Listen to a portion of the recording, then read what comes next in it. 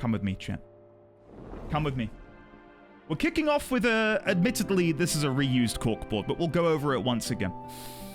At the end of Stormblood, during a conversation with Varys, Elidibus refers to Zenos as an irreplaceable test subject. Could Zenos have been nothing more than a plaything of Emet's? Was he attempting to create a perfect being in what he deemed an imperfect world? Zenos, through his power as the Resonant, was able to not only jump in and out of bodies, much like an Ascian would, but was also able to bind Shinryu to his will, and go as far as to merge with it. Fordola's powers, also as a Resonant, tend to look insignificant in comparison to this, and there is a great way to look at that difference in that Zenos' eyes both have the Sharingan, pronunciation pending, I don't know if it's good or not, Sharingan. Zenos has 2, Fordola has 1. I believe on her right eye. I could be wrong, I think it's her right eye. Anyway, her powers in comparison to his, insignificant. Was this all part of Emet's plan to create a super soldier, looking at you, Sephiroth, with whom he would harness the power of primals, and potentially the most powerful of all, Zodiark? Fandaniel discusses with Zenos how they intend to procure ether to invoke the final days, given their setback at Cartno, mentioning they'll have to find it closer to home, but it'll require our dreamer to dream a trifle more deeply? At first I thought the dreamer was Zenos, again given what had happened to Zenos in a prior end-of-patch cutscene where we witness him dreaming of the final days, and he mentions that he's been dreaming that dream for as long as he could remember, so my head immediately went to him being the dreamer, but I'm not quite sure that's the case.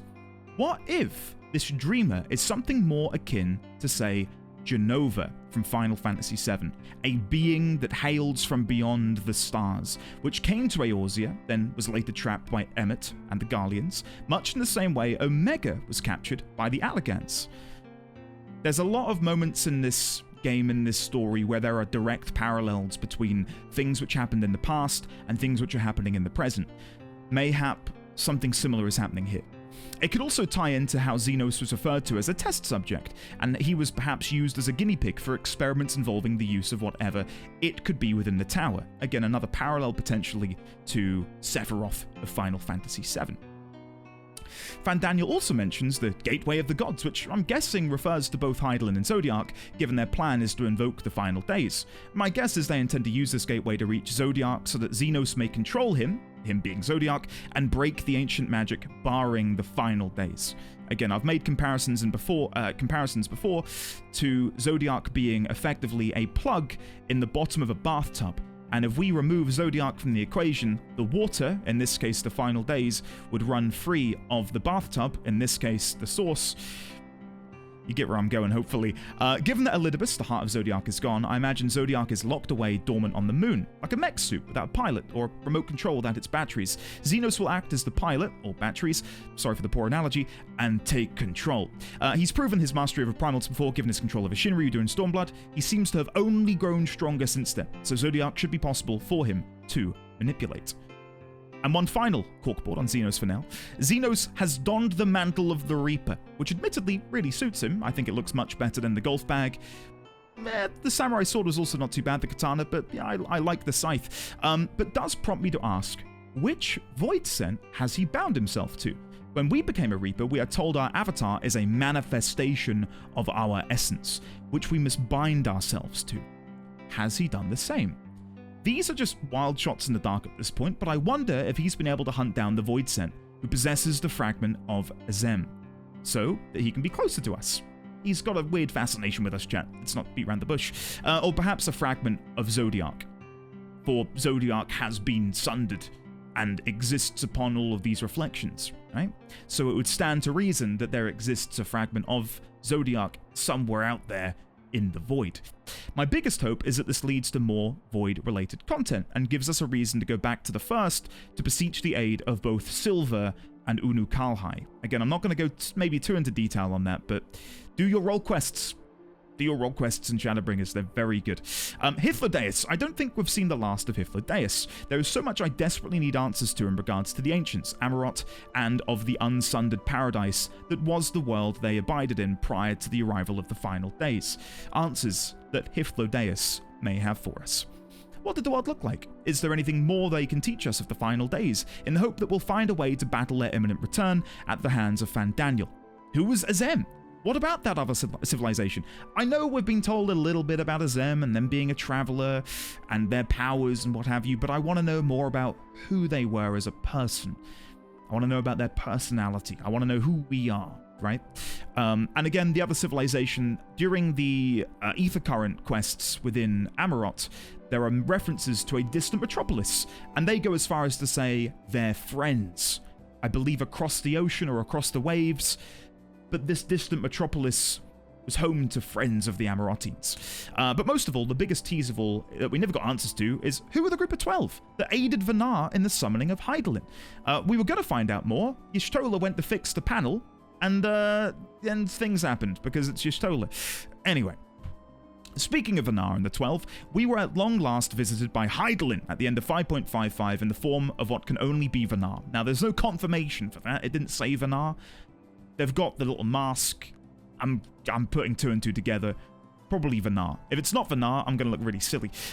Why the long absence in communication? Why now? She says the fate of the star is in your hands, which was reassuring. And then I put, thanks, mother. Anyway, we know that Hydaelyn has grown weaker with every calamity that befalls the source.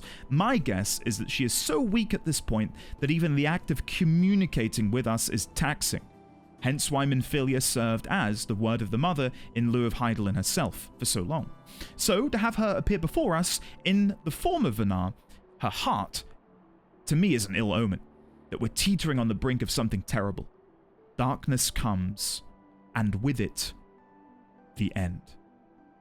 And if we are to believe that Venat is currently at like almost battery depleted levels of power, that's kind of impressive that she would appear before us in that manner, and it must have exerted herself greatly. Anyway, staying with Venat for a second, she's another potential avenue for inquiry as to learning more about the unsundered paradise that preceded the original final days. Though I fear she may be susceptible to the same lapses in memory we saw Elidibus suffer from.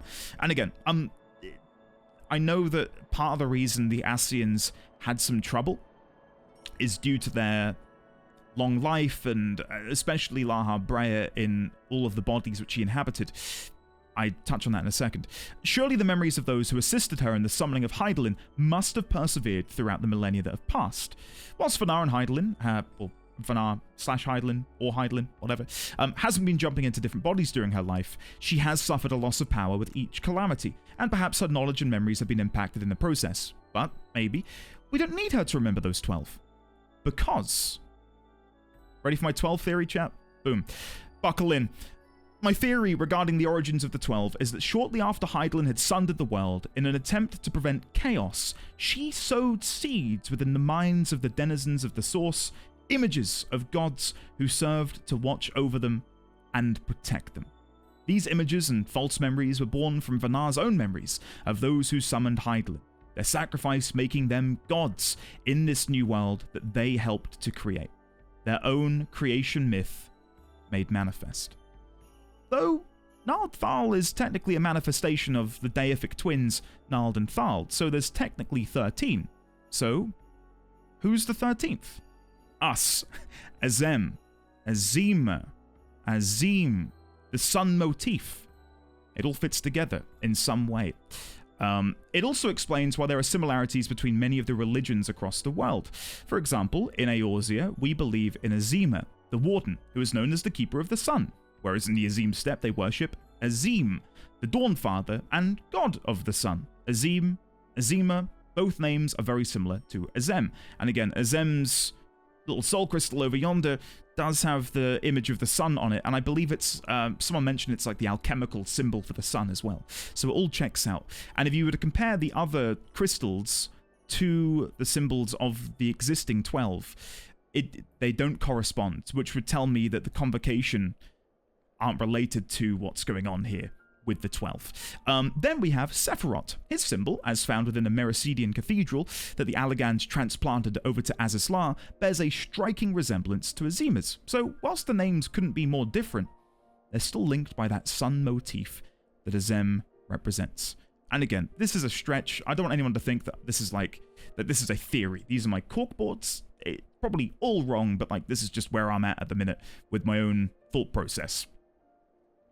So, do the 12 actually exist somewhere? I think yes and no. The creation myth mentions that they've retreated to the heavens, bequeathing rule of Eorzea to mankind. Perhaps they existed for a time, born of the prayers of mankind, or were actually made by Hydaelyn. Perhaps they await us in those distant heavens, but whatever they are, I don't believe them to be real gods. They would be nothing more than manifestations of a primal, if they were indeed made by Hydaelyn, or primals that have been created due to millennia of prayer in their name, from the denizens of our world, praying to these gods.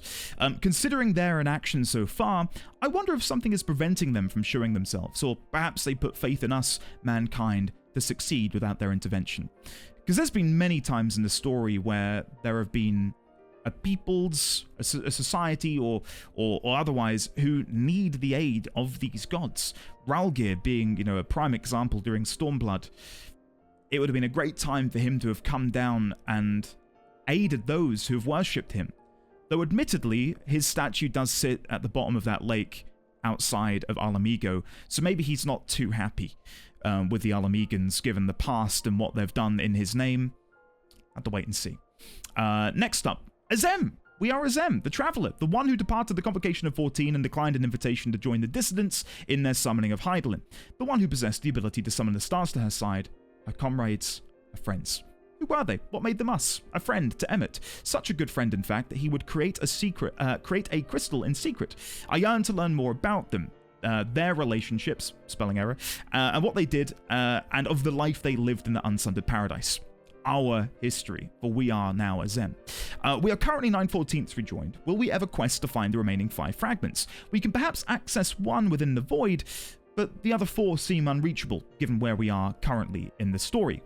Which brings me on to the reflections. Speaking of Azem's remaining fragments, I do wonder when, if ever, we will visit the other reflections which are yet to be rejoined. I've long pondered the significance of the lines on the floor of the Ocular, and what they may ultimately represent. Orange lines, green circles, stray stars. If FF14 has taught me anything, it's that everything is made with purpose. So what is the purpose of these lines and circles in relation to the reflections? Aside from the void in the first, 4 reflections remain unaccounted for. No doubt they've all been influenced by the Ascians already, but to what degree is impossible to tell. We know that they have, the Ascians have interacted with the reflections for a long time, millennia, in fact. So I imagine that these 4 which remain do have, or have been, significantly toyed with by the Ascians, but they've not come up in the story up until this point. There exists a convergence point of 15 lines directly opposite the source. I've got the picture in the top left. You can count them. I've triple checked. This is super tinfoily, so bear with me. And again, this is just me trying to theorize what all of these orange lines and green circles might represent. But what if, now this is, I don't even believe in this really, chat. This is like 5% of my brain believes in this. What if there's a 14th reflection? There's nothing to base that off of other than the number of lines and comparing it to how Emet created a 14th crystal in secret. Maybe there's a parallel where Hydaelyn, in her sundering, made a 14th reflection in secret. I don't know. The only other theory I have is that it potentially represents a sort of reflection highway, a system by which one might travel between the reflections via these interdimensional highways that bridge the gap betwixt time and space. Whatever the case, we desperately need to figure out a way to travel between the reflections, not least of all so Reen and Thancred can hug, and so that Y'shtola and Runar may kiss. I ship them, chat. I really do. I'm sorry, but they need to be in love, and we ship it. Good. Emet, where'd he come from? On rewatching the Endwalker cinematic, I realized that the narrator was none other than Emet Selch. Is this a hint that we'll be seeing more of him in Endwalker? Going back to the earlier theory regarding Hythlodaeus, perhaps we venture back to the first and witness memories of his. Short of a DeLorean, which, for the people who have never seen Back to the Future, a DeLorean is a time machine. Okay, the only way for us to learn more of Emet and the gang would involve revisiting his recreation of Amarot, finding ancient knowledge hidden away in the library of Sharlayan, chatting with Venat and Hythlodaeus, or finding Amarot on the source. I think Venat, Hythlo, and Sharlayan will be our best avenues. We do get a tease from Graha during the cinematic when he says, "The star still has secrets to tell." What could it mean? What could it mean? Chat, look what it is. Estinien, riding on the back of Vrtra. Let me repeat that. Estinien riding on the back of Vrtra. I've been theorizing where Vrtra and Azem. Given the fact that I pronounced Vrtra as Vrtra for a long time, I imagine Azem is getting butchered by me right now. Maybe located for a long time, and that's how Vrtra is revealed to us. I have so many questions that I hope are answered. Where was Vrtra located? I'd theorized Meracydia for a while, but that might not be the case. Estinien muses that he grew weary of wandering the Far East at the end of 5.55. Is that where he found Vrtra? Why else would he have been in the Far East? We run into him in the Azem steppe during our Dragoon questline. Was he venturing north to the Tail Mountains or the Fanged Crescent beyond? Both names are evocative of dragon kind. Maybe that is where Vrtra had found their home. I have to wait and see. There is still a possibility that he was found in Meracydia, but I think at this point it would be odd for us to go on a Meracydian expedition given what's happening to the rest of the world. Perhaps Tiamat found Vrtra and sent him to us to provide support. I'm not sure that's the case. Given that Nidhogg is now part of Estinien, I theorize he now possesses the ability to almost detect or locate Nidhogg's kin, Midgard Sormir's brood.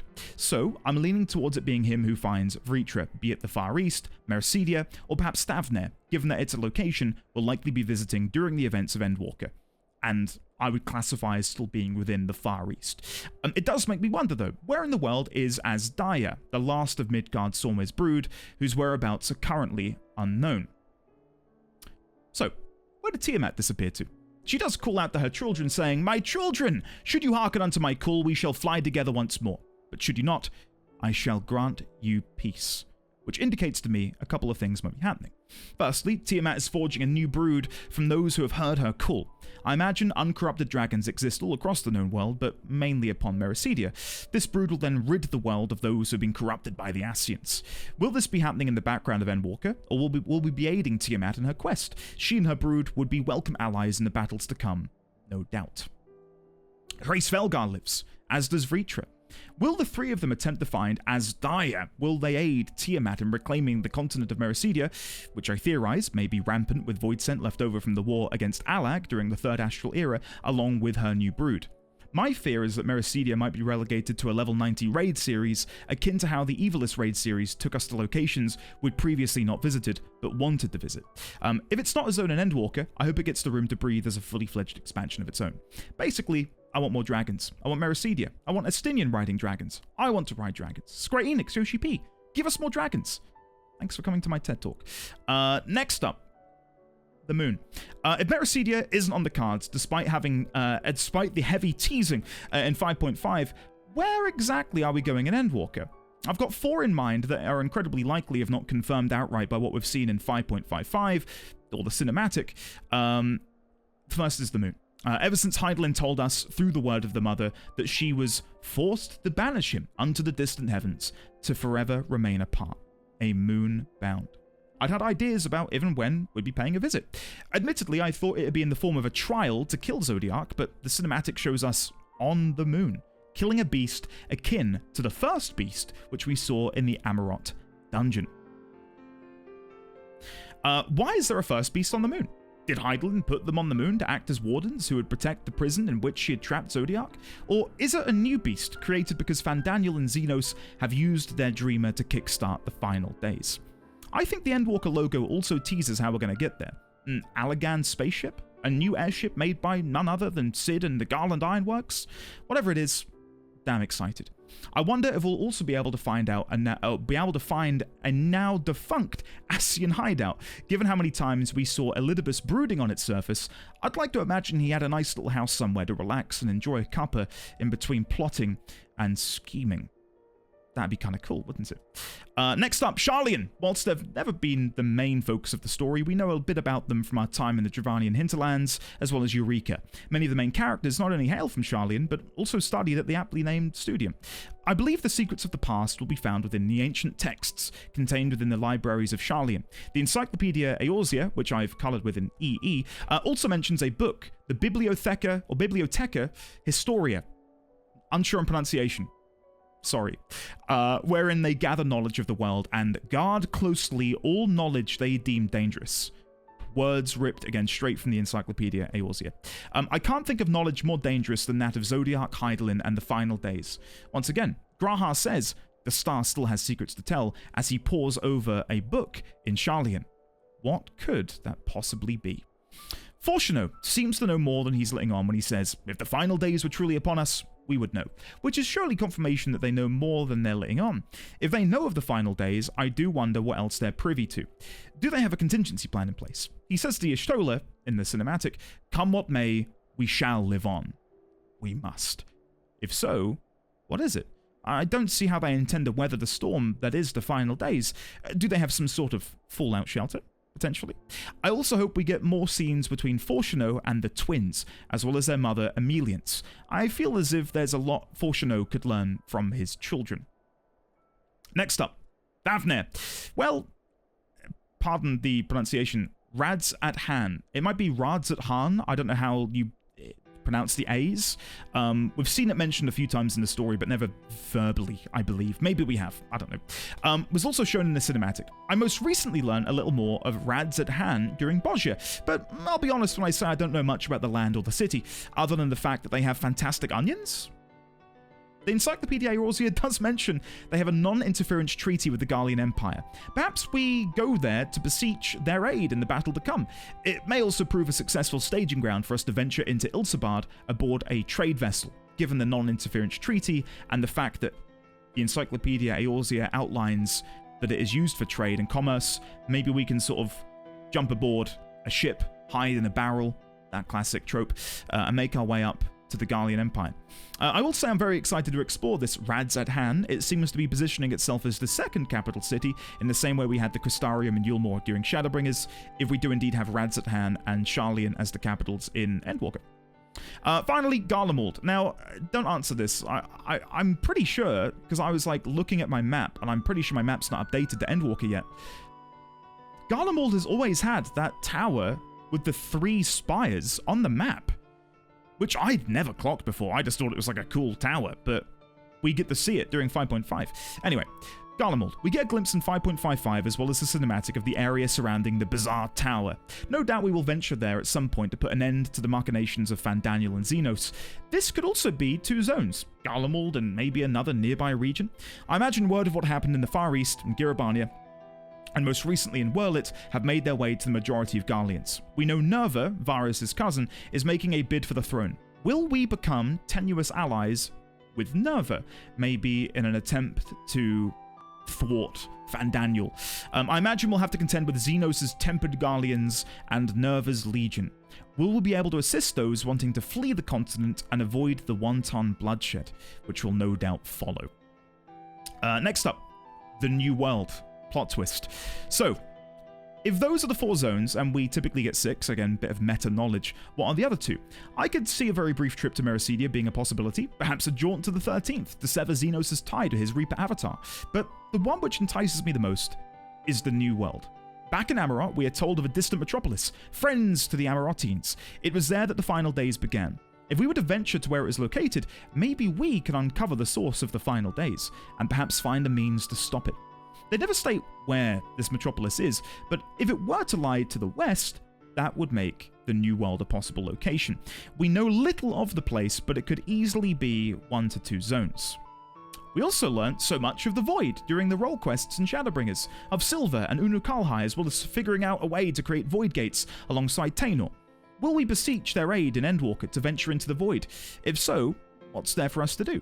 There's likely a Voidsent who possesses a shard of Azem. Whether that same Voidsent is the one Zenos has forged a pact with in becoming a Reaper is yet to be seen, but there's reason enough alone for us to venture there.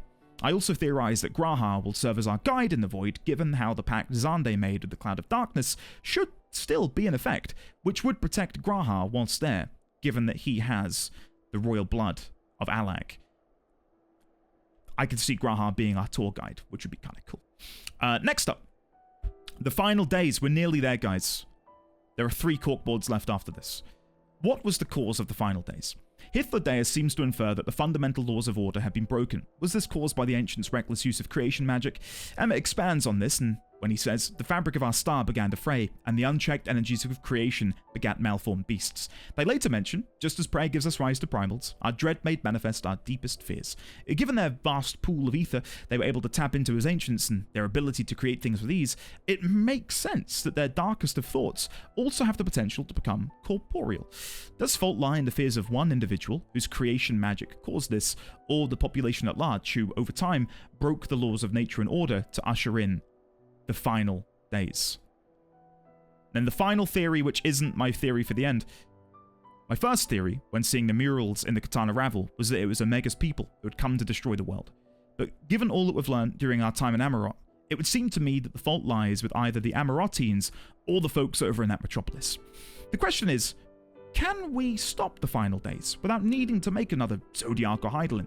Is there a source, be it a person, a creature, a crystal, or whatever, that we can destroy in order to put an end to it once and for all?